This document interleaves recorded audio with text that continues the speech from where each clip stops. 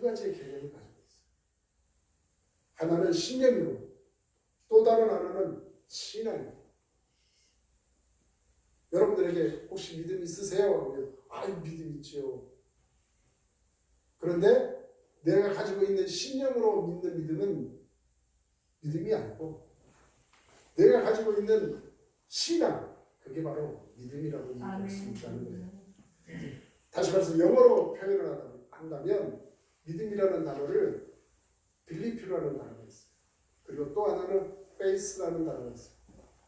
그래서 이 신념은 자기 마음속에서 우러나는 믿음을 얘기합니다.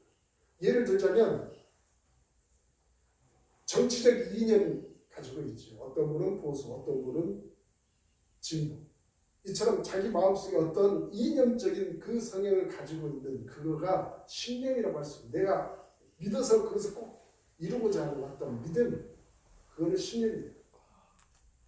하지만 신앙에 나오는 이 faith라는 것은 하나님으로부터 온 믿음을 말하는 것입니다. 더 정확하게 얘기하면 성령님께서 우리 심령 속에 심어주신 믿음이라는 거예요. 이 믿음은 우리가 믿을 수 없는 것을 믿게 해준다는 거죠. 우리가 경험하지 못하는 것을 믿게 해준다는 거예요. 우리가 보지 못하는 것도 볼 수 있도록 만들어준다는 것입니다. 하나님께서 천지를 창조하셨다는 내용 여러분들은 본 적은 없습니다. 단지 성경에 그게 기록되어 있어서 여러분들이 믿음으로 가지고 있다는 것입니다.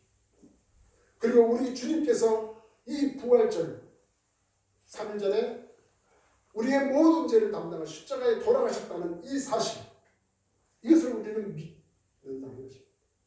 예수 그리스도께서 죽은 자 가운데서 다시 살아나신 오늘 이 부활주일, 우리는 이것을 믿는다는 것입니다. 아멘. 그래서 이 신앙으로 우리가 믿을 수 없는 것을 믿게 된 것은 바로 좀 전에 설명했던 신령한 것이 아니에요. 과학적이고 상식적이고 그런 것이 아니에요.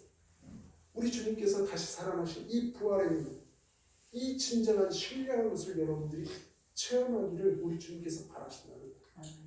우리 눈으로 보이고 우리 눈으로 만질 수 있는 거, 그런 거 저희들뿐만 아니라 이 세상 사람도 다 할 수 있어요. 그것은 그냥 상식적인 것이요, 그것은 그냥 과학적인 것입니다.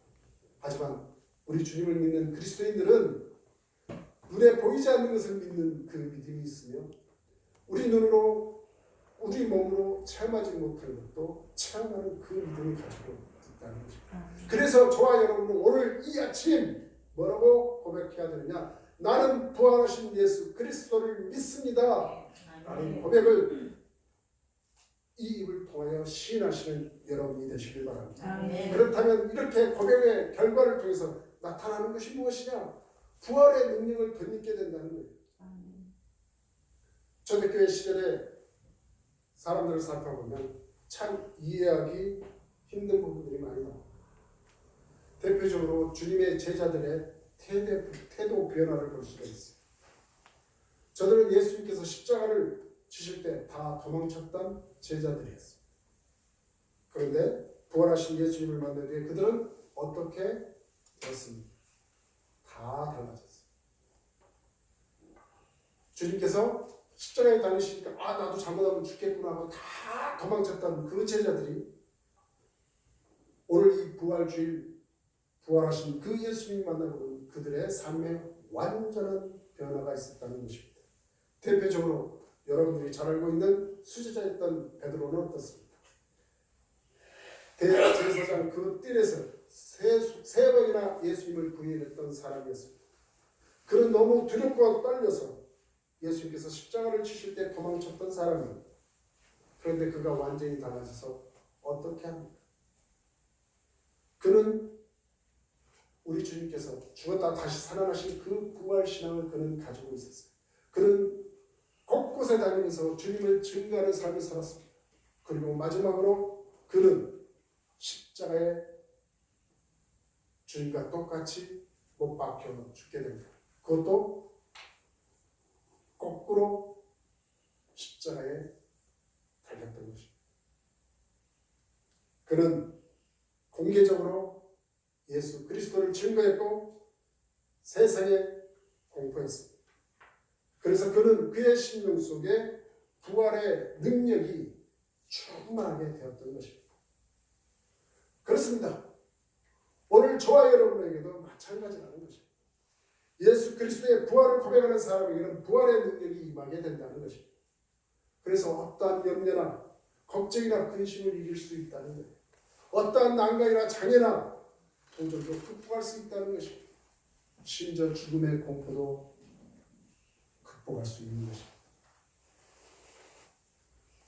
주님께서 부활하실 것을 굳게 믿는 사람들, 그것을 하나님 앞에서 그리고 사람들 앞에서 고백하며 그 부활의 능력을 덧입게 되는 것입니다.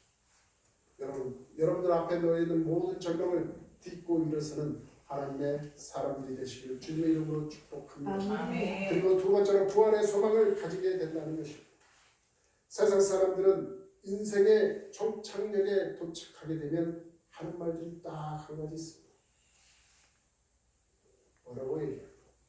내가 사는 동안에 모든 것을 다 이루었다고 얘기를 할까요? 아닙니다. 자신의 인생의 그 허무함을 얘기할 뿐입니다. 한 번 왔다 한 번 가는 인생, 이런 식으로 하다못해 세상에는 돌아가는 얘기가 있었습니다. 먹는 걸 잘 먹어야 죽어도 때깔이 좋다나 뭐 그런 얘기도 있죠. 사실 그렇습니다. 우리가 살아가는 이 삶을 이 세상으로 제한해 놓고 보면 우리 인생은 무의미하다는 거예요. 그래서 허무하고 그런 허무함을 느끼며 절망할 수밖에 없습니다. 단지 우리가 살아가는 인생이 이 한순간이라는 것만 놓고 본다면 그렇습니다. 그러나 성경은 다르게 얘기하고 있습니다. 우리 주 예수 그리스도의 아버지 하나님을 찬송하리로다. 그의 많으신 긍휼대로 예수 그리스도를 죽은 자 가운데서 부활하게 하심으로 말미암아 우리를 거듭나게 하사 산 소망 있게 하시며 라고 성경은 기록하고 있습니다. 아멘. 우리의 주님 되신 우리 그리스도께서 십자가에 달리셔서 분명히 죽으셨다가 다시 사흘 만에 부활하셔서 우리에게 그 길을 열어주셨다는 거예요. 그래야 여러분이 이 땅에서 언젠가는 흙으로 돌아가는 그 일이 닥칠 거예요. 하지만 그것으로 우리의 모든 것이 끝나는 것이 아니라 우리는 새하얀 세마포를 입고 다시 부활하여 하나님의 나라에 함께 하나님과 함께 살아가는 귀한 천국 백성이 될 것입니다. 아멘. 이게 바로 오늘 이 부활절에 너무너무도 귀하고 복된 우리의 큰 기쁨이요 소망을 주신 우리 주님의 정말 놀라운 축복의 날이 된다는 것입니다. 아멘. 그래서 이 부활절은 어떻게 보면 여러 가지 찬송으로 우리 주님의 그 고난당했던 것을 슬픔으로 부르는 것, 그것만이 존재하는 것이 아니라 기쁨으로 우리 주님이 다시 부활하신 것을 찬양하고 기뻐하면서 하나님께 영광을 돌리는 그런 날이 되어야 한다는 것입니다. 그러므로 여러분 오늘 하루는 마음껏 우리 하나님으로 인하여 즐거워하십시오. 주님의 고통을 여러분 스스로가 고통스러워할 필요는 없습니다. 그 고통을 이기시고 살아나신 그 예수 그리스도를 마음껏 기뻐하며 찬양하며 찬송을 돌리시는 여러분이 되시길 바랍니다. 유다서에 보면 이런 말을